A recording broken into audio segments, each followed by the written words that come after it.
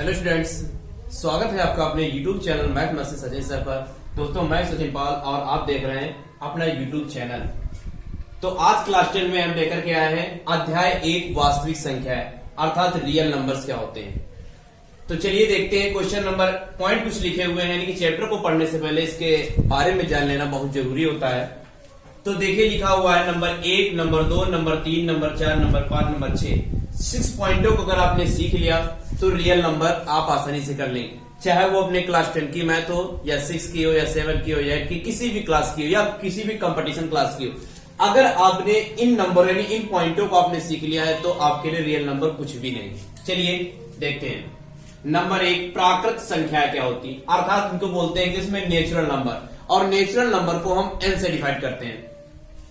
n से define करते हैं, देखिए क्या लिखा हुआ है नेचुरल नंबर। तो नेचुरल नंबर होते क्या है? वे नंबर, अर्थात ऐसे कह लें जो एक यानी जीरो को छोड़ करके सभी जो नंबर्स होते हैं वो सभी हमारे नेचुरल नंबर होते हैं। जीरो को छोड़ करके सभी नंबर या सभी संख्याएं क्या होती हैं? प्राकृत संख्याएं होती हैं। हाँ, तो जैसे लिखा हुआ आपने लिख दिया यहां पर नंबर 1, 2, 3, 4, 5 कामा डॉट डॉट डॉट डॉट, सभी ये क्या होते हैं? नेचुरल नंबर होते हैं, अर्थात प्राकृत संख्या जिन्हें कहते हैं। सेकेंड नंबर पॉइंट लिखा हुआ पूर्ण संख्याएं क्या होती हैं? पूर्ण संख्या क्या होती हैं? तो पूर्ण संख्या क्या होती है? सेम यही 1, 2, 3, 1, 2, 3, 4, 5 ये नंबर ही होते हैं। लेकिन अब आप सोच रहे होंगे कि फिर नेचुरल नंबर और होल नंबर में अंतर क्या हुआ? तो इसमें भी 1 है, इसमें भी 1 है, तो अंतर क्या हुआ? तो इसमें सिर्फ और सिर्फ एक अंतर होता है, जो ये होता है जीरो भी होता है। जब जीरो लगा दिया जाता है तो वो होल नंबर्स हो जाते हैं, और जीरो को हटा दिया जाता है तो नेचुरल नंबर हो जाते हैं। क्लियर है? आगे आ जाते हैं, और होल नंबर को WHO होल होता है तो इसको W से दिखाते हैं। अगर कहीं पर कभी होल नंबर के बारे में कहा जाए तो उसे W से दिखाएंगे। और होते क्या है, जीरो से स्टार्ट यानी अनंत तक की संख्या सभी हमारी क्या होती है? होल नंबर्स कहलाती हैं। और 1 से लेकर के अनंत तक की संख्या सभी हमारी क्या कहलाती हैं? नेचुरल नंबर कहलाती हैं। चलिए देखते हैं पॉइंट नंबर तीसरा। तो पॉइंट नंबर 1 हो गया, 2 हो गया, अब आता है पॉइंट नंबर 3। तो पॉइंट नंबर 3 में क्या होते हैं? पूर्णांक लिखा हुआ। पूर्णांक क्या होते हैं? इंटीजर्स बोलते हैं इनको G से दिखाते हैं। क्या होते हैं? इंटीजर्स। इंटीजर्स को दिखा, सॉरी जेड से दिखाते हैं, जेड से दिखाते हैं इंटीजर्स को। तो इंटीजर्स क्या होते हैं? देखो ये पूर्णांक है। पूर्णांक हमेशा हमारे प्लस में भी होते हैं और माइनस में भी होते हैं। जो नंबर्स होते हैं पूर्णांक जिन्हें कहते हैं, वो सभी नंबर हमारे क्या होते हैं? जीरो भी, यानी जीरो से प्लस की ओर भी होते हैं अनंत तक की, और जीरो से माइनस की ओर भी होंगे अनंत तक की। कैसे? जैसे ये जीरो लिखा हुआ है, जीरो ना तो धनात्मक होता है और ना ही ऋणात्मक होता है। ध्यान से मुझे कंपटीशन में भी ये काम आएंगे आपके आगे। 0, 1, 2, 3, 4 dot dot dot dot dot infinite तक। अब इसके पहले -1, -2, -3, -4 डॉट डॉट डॉट, ये भी माइनस इनफाइनाइट तक हो गया, इनफाइनाइट तक। तो ये सभी नंबर्स हमारे इंटीजर्स जो होते हैं पूर्णांक, वो जीरो से लेकर के प्लस तक जितने भी नंबर्स होंगे वो सभी नंबर्स हमारी इनफाइनाइट तक जितने भी होंगे वो सभी नंबर हमारे पूर्णांक कहे जाएंगे। और जीरो से पहले अर्थात माइनस में जो भी नंबर होंगे वो सभी पूर्णांक हमारे कहलाएंगे। या ऐसे कह सकते हैं कि वे नंबर चाहे वो धनात्मक हो या ऋणात्मक हो, सभी नंबर्स पूर्णांक होते हैं। क्लियर है?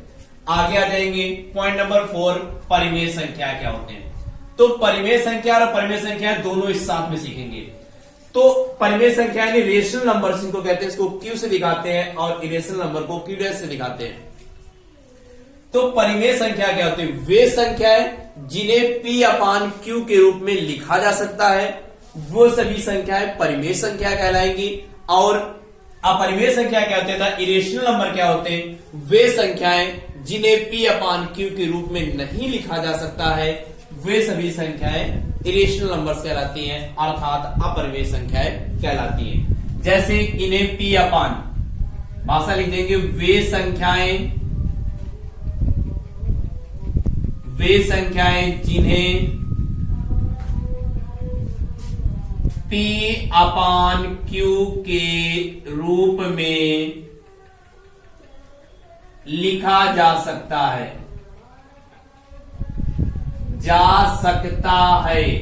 लिखा जा सकता है।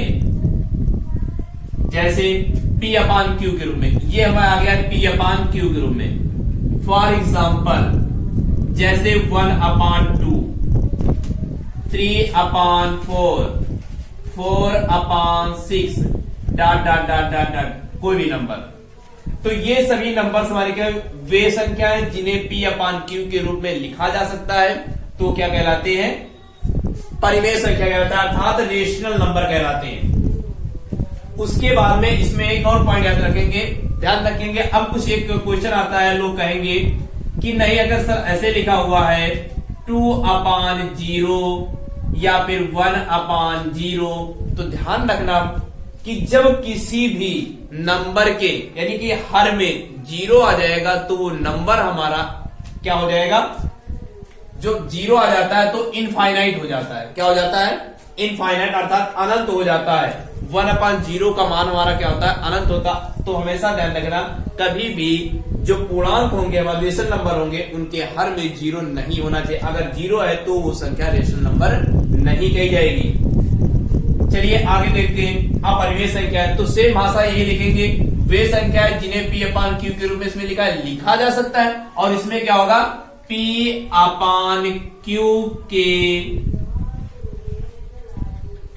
के रूप में नहीं लिखा जा सकता, नहीं लिखा जा सकता है।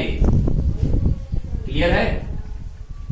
तो अब P/Q के रूप में जैसे फॉर एग्जांपल ले लेते हैं, जैसे √2, √3, √5, √6 नहीं होगा, 7 डॉट ये भी हमारा कहां तक चला जाएगा? इनफाइनाइट तक के लिए चला जाएगा।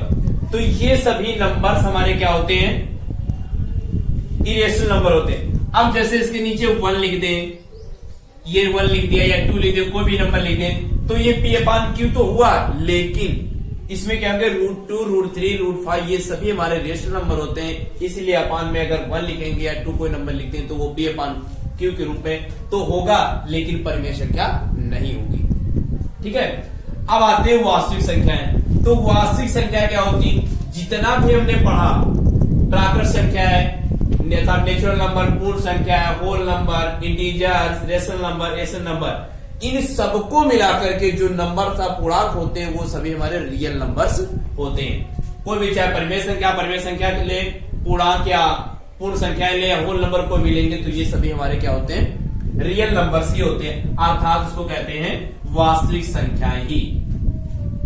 ठीक है। तो इस प्रकार से आप भाषा वे संख्या जिन्हें P/Q के रूप में लिखा जाता है परिमेय संख्या कहलाती है, और वे संख्याएं जिन्हें P/Q के रूप में नहीं लिखा जा सकता है वो सभी क्या कहलाते हैं?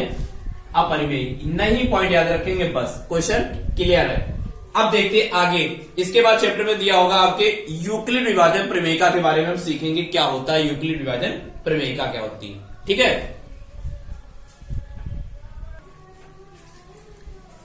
हाँ, तो देखेंगे यूक्लिड विभाजन प्रमेयिका क्या लिखा हुआ है। भाषा क्या होती है? दो धनात्मक पूर्णांक a व b दिए रहने पर, दो धनात्मक पूर्णांक a व b दिए रहने पर ऐसी अद्वितीय पूर्ण संख्याएं q व r विभाजन है कि a इक्वल्स क्या होता है? bq प्लस r, या हमारे पास नंबर दिए होते हैं 0 या तो r से बड़ा है, या ऐसे कह लें 0 r से छोटा है या फिर बराबर है, और इसमें r क्या है? b से छोटा है, या कह लें जो b है r से बड़ा है। तो देखते हैं कुछ यूक्लिड विभाजन प्रमेयिका इस आधार पर क्या है। जैसे लिखा है 7 को 24 से भाग दिया गया, 4 को 24 से भाग दिया गया, 5 को 16 से दिया गया, 6 को 5 से भाग दिया गया। देखते हैं क्या होता है भाग करके।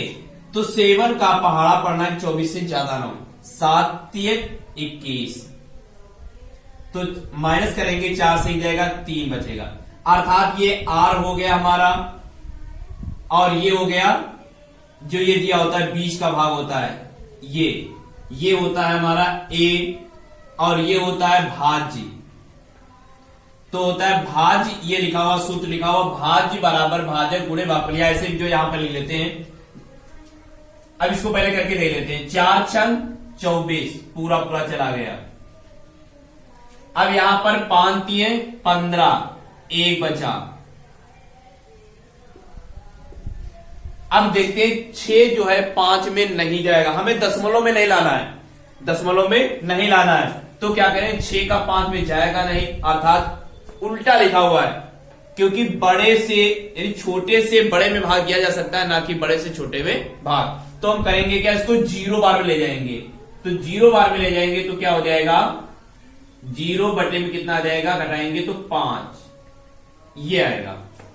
अब इसको लिख सकते हैं यूक्लिड विभाजन प्रमेय के अकॉर्डिंग क्या होता है, a बराबर होता है BQ प्लस होता है R, अर्थात ये होता है भाज्य बराबर होता है भाजक। B हमारा क्या हो, भाजक हो गया, Q हमारा हो गया भागफल और प्लस R हमारा हो जाएगा शेषफल। क्या होगा, शेषफल। ये फॉर्मूला होता है बस इसी के आधार पर। अब भाग जिसमें हमारे पास कितना दिया गया है 24 और भाजक हमारा क्या है 7, भागफल हमारा कितना है 3 और शेषफल कितना हो जाएगा 3, शेषफल भी ये R हो गया और ये R जो हमारा 3 दिया भाजक दिया गया ये Q हो गया और B हमारा ये हो गया। तो भाज्य बराबर भाजक गुणे भागफल प्लस क्या हो जाएगा शेषफल। भाज्य बराबर भाजक गुणे भागफल प्लस शेषफल, अर्थात ये फार्मूला बेस पर हमें क्वेश्चन को सॉल्व करना है। जो भी क्वेश्चंस होंगे इसके बाद में अभ्यास 1.1 स्टार्ट होगी, उस अभ्यास में आपको इसके आधार पर क्वेश्चन दिए होंगे। बस इसी फार्मूले बेस पर हमें क्या करना है, क्वेश्चन को सॉल्व करना है। जैसे मान लेते हैं कोई क्वेश्चन एक दिया गया है, क्वेश्चन दिया गया है